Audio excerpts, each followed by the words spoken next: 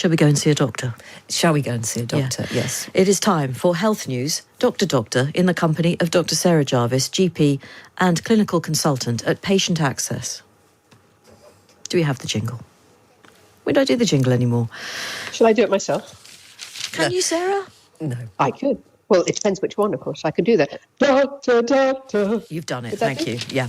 Okay. We're going to start with the story that, and this is serious actually, there have been more than 7,000 COVID-related hospital admissions because the UK wasn't vaccinated enough. This is going back to the summer of 2022. Now, we're told that 44% of British people missed their COVID jab. Which COVID jab did people miss? This was the third one for most These are people? the boosters. Yeah. No, this would have been the booster jab. Okay. So most people would have got their first two and then they'd have got their first booster. Right. So we're talking about the summer of 22 would have been the second booster. Right, the second booster. Majority of people. So we Right. had lots of people, the vast majority of people got vaccinated first time round. They had their first, they had their second, and most of them had their first booster. But unfortunately, it's gone down since then. Now, there is a regional split, interestingly.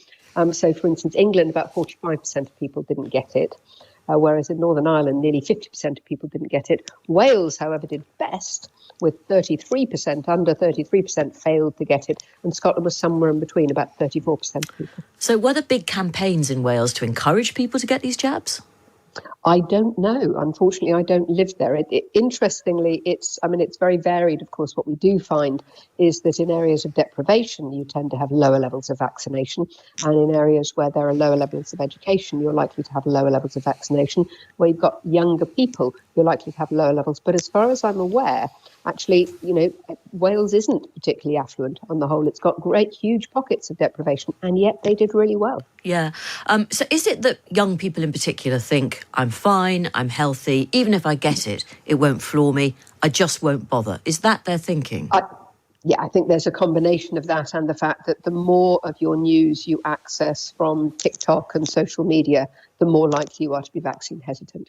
So I think that these are probably mostly people who did get the first vaccine, certainly because over 90% of people did get it. Now, it's really important to point out that this study didn't just show how many people didn't get it. It also showed that under-vaccinated people who hadn't had all of the full course, even if they'd had some, were more than twice as likely to be seriously ill with COVID than those who were fully protected. Right. And of course, there is an impact on the rest of the population. You might not choose to be vaccinated. You may get it. You may pass it on to somebody more vulnerable than you.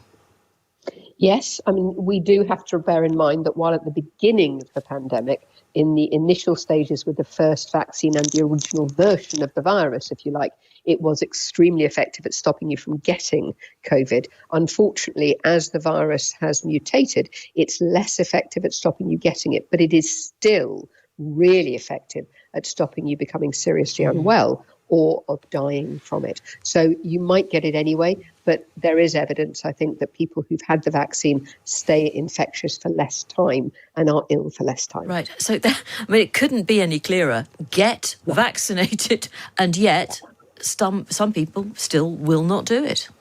I know.